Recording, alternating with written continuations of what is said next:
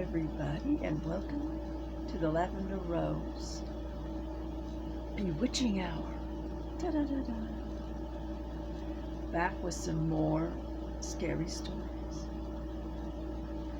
These are 3 stories about haunted houses. 2 are mobile homes and 1 is an apartment.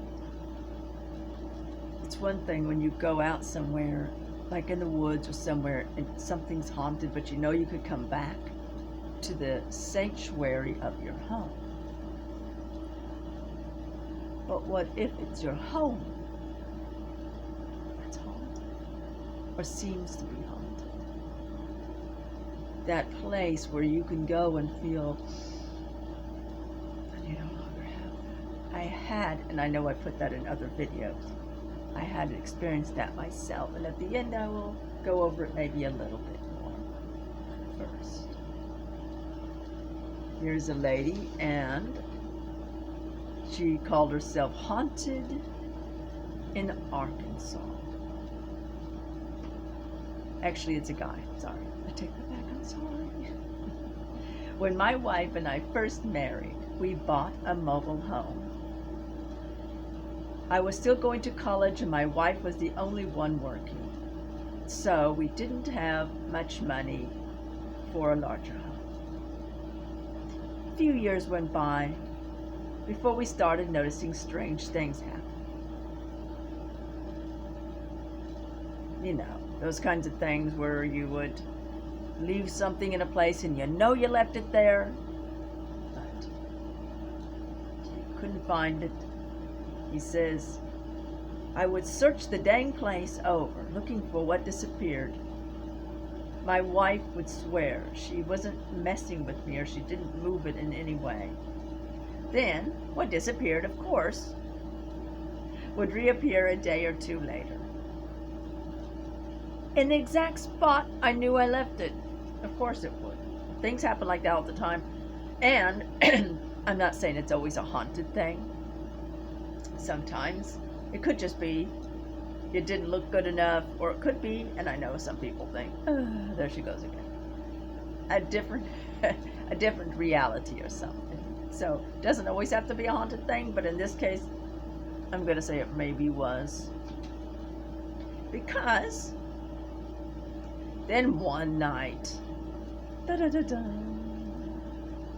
I saw a ghost. I woke up at about 2 or 3 in the morning, always just about the time you see that kind of thing too. And I saw an old lady standing at the end of the bed. And I for at least 2 or 3 seconds, I stared at her. And then I took a swing at her. And then she disappeared. And I'm guessing, and I think he says in there later, that he took a swing at her because he at first wasn't registering ghost, because she looked physical. So he thought she was an intruder, but still an old lady. Just saying. I don't know. But I won't give the guy a hard time because he was half asleep. So. And we started hearing noises as well in the living room, like it was coming from the living room.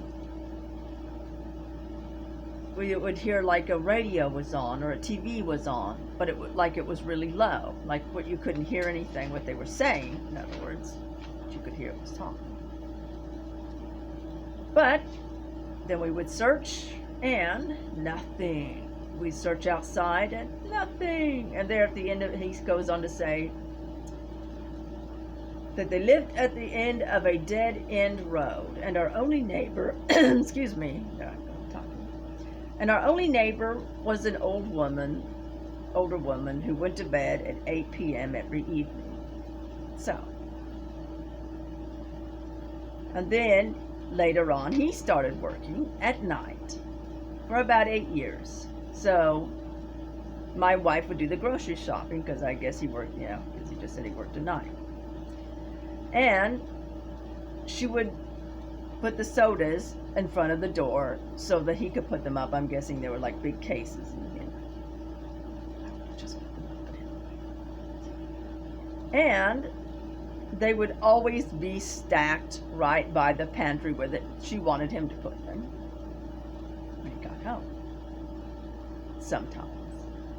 And she would always say, "Thank you." And he would always say, "I didn't do that." So not only are you seeing things, standing there, hearing noise, the talking and everything. Now, something is able to be physical enough to pick up a case and stack it over to the side. That would be a little bit nervy. And then the last thing that he says is, one time he was getting his bath ready. And he had put his razors at the edge of the bathtub. Turned on the water, filling it up. He went in the other room to get a drink. When he came back, the razors were by the toilet, which he said was 8 feet away from the bathtub where he put them. And then when he even knocked them down, because he did a little test, they would not go way over there. Somebody would have had to throw them over there. So, finally though, they had sold the land and the mobile home. So they rented it out, and they finally did sell the mobile home and the land because they were building their own house somewhere else. And he noticed later on that the people he sold it to tore it down and sold the mobile home and built a house in the place of it. I wonder if the lady actually went to their new house. And actually, he did say in that story that there was only one person that owned the mobile home before that they bought it from. And so, as far as he knows, he didn't know of anyone who died in it. So, now here's a story of a girl who had a haunted apartment, it would seem. Her name was Rebecca. She put this in the site on July 18, 2006. That says she's from California. Great name. Here are a few random little ghostly events that had occurred in my apartment. The first ghost experience I encountered, I awakened one night to find a full-size horse standing by my bed, and that would freak me out. I would have to pinch myself to make sure I wasn't still dreaming, but she said she woke up and she had her eyes open. Well, she didn't say that, but I assumed she meant that. She screamed, "What is that?" And then noticed there was a cowboy on the horse, dressed in traditional Old West garb. He tipped his hat and kicked his horse and spurred on, the horse off, and it went through the walls. It was so weird. Another time, I awoke to find a guy standing at the foot of my bed.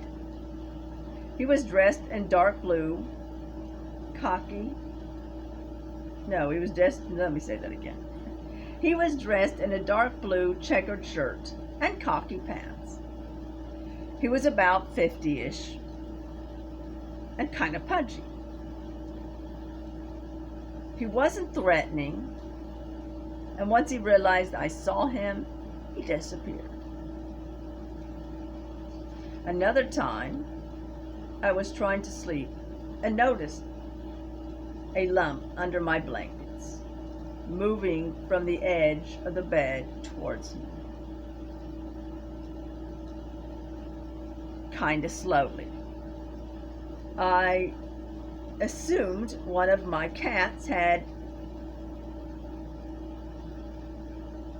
sprawled under there and was approaching me. So I put my hand out to pet it on top of the covers. But when I did, there was nothing there. And the lump just disappeared. I would have gotten up right then and said, I'm out of here. In my bedroom, I have a huge window that takes up at least half of the wall. In the living room, half of the wall, okay, in the middle of this, and I live in the middle of the city, and there is always significant ambient light coming through the window. Not to mention that my neighbor's very bright security light is always on. Anyway, one night, as I turned off the light to go to sleep, suddenly I was thrown into total darkness. Like being in a dark cave where there's no light can go.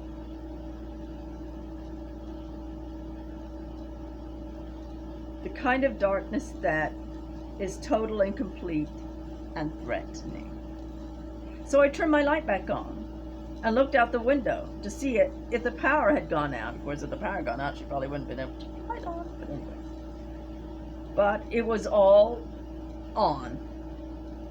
So I turned off my light, and again, complete evil darkness.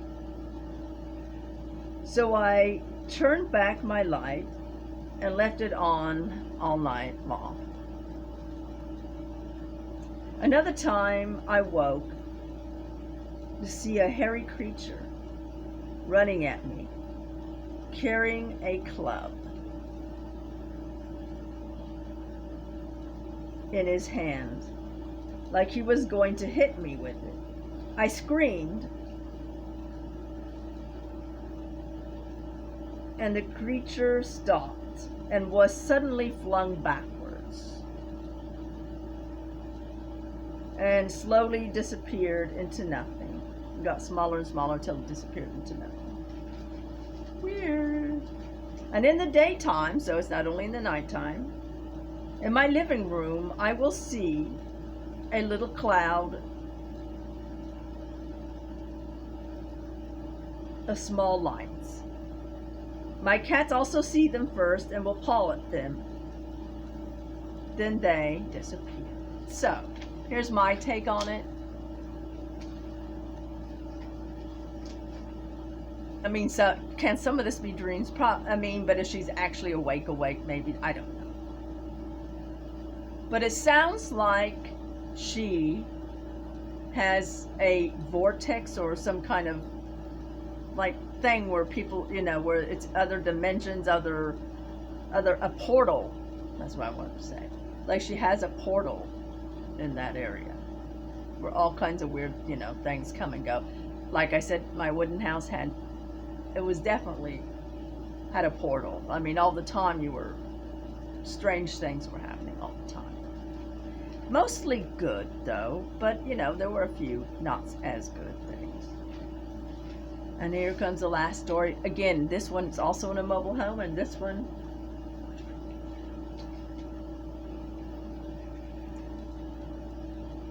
I got married 5 months ago, she said, and this is by Scarter from Missouri. This is back in 2011. I got married 5 months ago, May 2011. Right before the wedding, though, my fiance had had a sudden change of place. I'm guessing by the way they were talking that where they were living, that was family or something, and something happened where they had to leave. She said because of family circumstances. So they ended up moving sooner. They packed up and put everything in their car and just left. I was raised in the country, so my fiance knew I'd be at home there and had agreed to fixing up this old mobile home that his friends had on their land in Avila, Missouri. Avila is more like a village, like Paxton. Not big and not big enough for a town. Even though Paxton is theoretically a town, it actually only has like 600 people living here. I think the last count was 600 or 700. So maybe barely town size. I don't know. Maybe a villa's a little smaller. And it is a lot of pastures, forests, and creeks and farmland. Oh, sounds just like Paxton. That's what we are here. My kind of place. Yeah. We were staying at a friend's house, probably the same friend, until the mobile home was clean because it was really dirty. I would get up early every day with put the cleaning supplies in the car and work until dark at my place. It was a very dirty place. There was even black hair in the bathtub, in one of the bathtubs. I think they had like at least 2 bathrooms, if not 3 bathrooms. That night I had a vivid dream. I was cleaning this bathtub, and as I pulled back the shower curtain, I saw a corpse of a man, a half-naked man, with his head severed on his lap. The head was wrapped in plastic wrap, as was the top half of the torso, down to the elbows. There was a lot of blood, and the smell was terrible. What a dream, huh? I could not scream. I can't scream in real life when I'm really scared either. I just backed away, stumbled out of the house, nauseated, and tried to call the police. That's when I woke up in a panic. But then our wedding came, and life was peaceful after that, back to normal from our honeymoon. I even found a job in a hardware store and worked on my music. One evening, I had come home from work and gotten into the shower in the master bathroom. They never used the bathroom, the middle bathroom, which is where she saw the severed head in the dream. I think she said she took a shower there once in the story, and then she decided not ever again. It was like a guest bathroom. And there I'm back. And she goes on to say that she was in the master bathroom taking a shower, and she just got done, and she heard a male voice coming in. Now, they had a Schnauzer and a German Shepherd. And the dogs went to the door, like in a greeting to her husband. And she hollered out, "Hey, I'm in here." So she got ready, went out there, and he was not there. He was not there. And as a matter of fact, neither was his truck. And later on, he tells her, and he doesn't believe in any of this kind of thing. Later on, he tells her the same thing happened to him, even though she didn't tell him her story yet. He says, one night, one day, while you were gone at work, I was in the shower, and I heard you, and I went out there, and you weren't there. And then she told him that. And he just said, "Oh, that's so weird."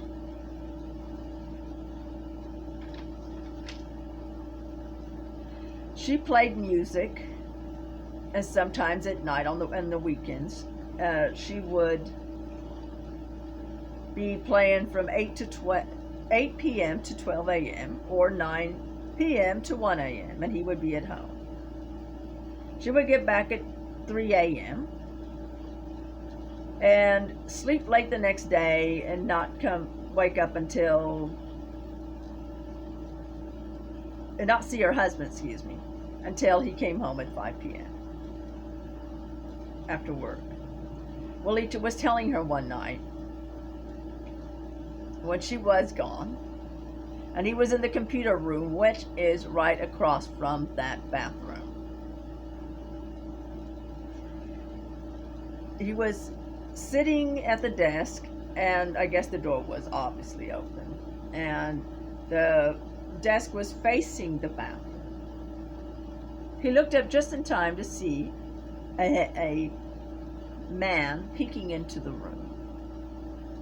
I guess from the hallway, and a dark-haired man, and he was grinning at him. And then he just peeked, went right back out. And yeah, that creeped him out.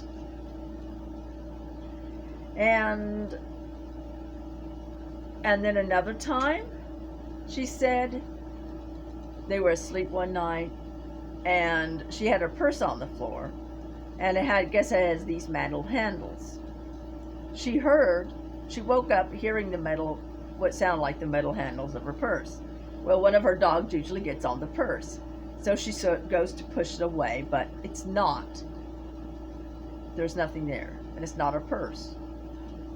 She looks, and it's the door handle. They have their room shut really good where you couldn't open it up. She sees somebody turning the knob. The door opens, and it's total darkness, but she can feel somebody staring at her. And then the door shuts, and just like it, and clicks, like somebody was shutting the door. That would just totally freak me out. I definitely say their place is haunted. So, no doubt the guy with the dark hair, the guy she saw in her dream, probably. And then in August, her husband got an opportunity to open up his business. I'm guessing they were there some months. Wanted her to go work there with him, and it wouldn't have been feasible to keep, to stay in that place. So they moved out of this place. And I'm assuming she was very happy with that. Well, they took everything but like the vacuum cleaner or something. So one day she went back to pick up the vacuum cleaner and to do another check through the house. It's just her. Brave lady, right? And she has a vacuum cleaner by the door. She's getting ready to look, and then she hears what sounds like flies. And she's smelling the smell. So she looks outside. She checks the refrigerator just to make sure they didn't leave anything behind. But when she hears it, she hears it's coming from the middle bathroom. The one she had the dream of and everything else, the one her husband saw, the guy from.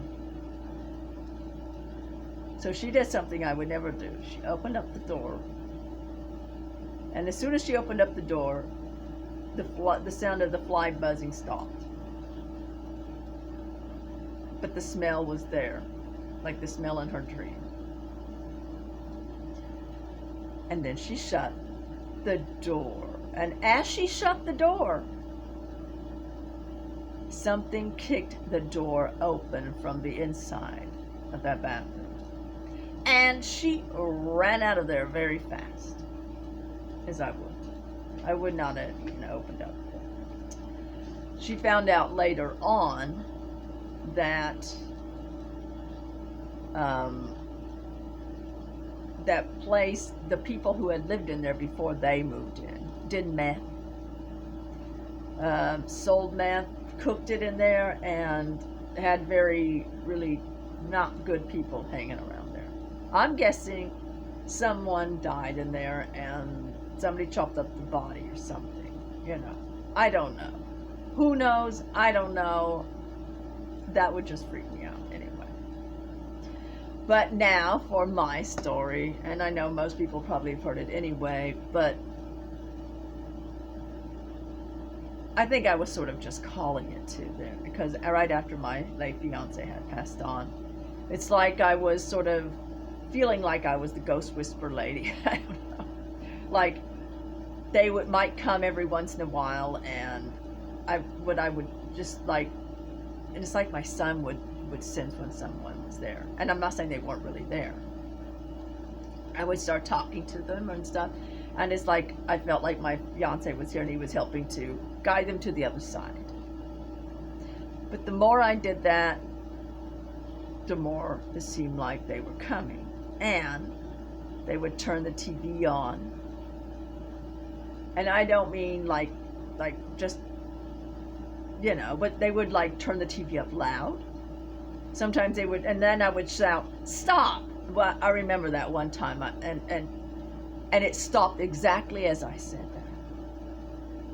So if it was just a problem with the TV, that would not have stopped. It didn't go all the way up, but it was very loud.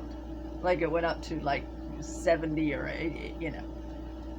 And sometimes it would go so let down low you wouldn't hear it at all. And it would change channels. And sometimes it would turn it, I would turn it off, it would turn on, or I would turn on TV on and it would turn it off. Something was turning it off. Well, these are at different times. These are not, you know, not all the same. And I could always tell when there was a presence there, because it was like it was trying to get my attention. And one time, it even messed with my fan. One did. And, yeah. And I just said, I can't take this. I was getting to the point where I didn't want to even come home, right? Like I was happy to be gone somewhere. And I love being home, you know. Because like your home's your sanctuary, right? And so I just said, you know what? This manifesting thing we're doing, manifesting all the time. I'm manifesting, or I'm in a reality where that's not happening. I'm in a reality where this place does, you know, there's none of that. And I'm not going to say it didn't happen 1 or 2 times after that, but just about non-existent. And now, not at all. Yay. And so, and another time, and this isn't just a manifesting thing here, but I remember one time just throwing the manifesting thing out, and because a lady was talking about the feeling of darkness and evil. I remember one time, and I was just, I don't know why sometimes I used to do silly things, you know. I was laying in bed and I was like, I have a fever. And of course I was perfectly healthy, right? I'm so hot, and I was making myself feel really hot, like I do when you have a fever. And I got so sick, like for about 2 weeks. I had really high fevers. I couldn't even hardly walk to go to the bathroom without passing out. This is when my husband was still around, and he one time even had to pick me up because I passed out on the floor, and he had to pick me up and put me there. And I was even trying to do some chores, and I just about had to crawl to get from one place to another. That was so, and I remember waking up one night while I was going through this, and there were like red curtains or something up there on we had, and normally they would just were red curtains, but it just had an evil feel to it, like a you know, I don't know, like a satanic feel to it, almost like an evil feel to it. And it was not the best time, right? But anyway, I just thought I would throw that in there. And I wish everyone a wonderful Friday weekend ahead, and Halloween before a weekend, and yeah, have fun, be safe, and over and out.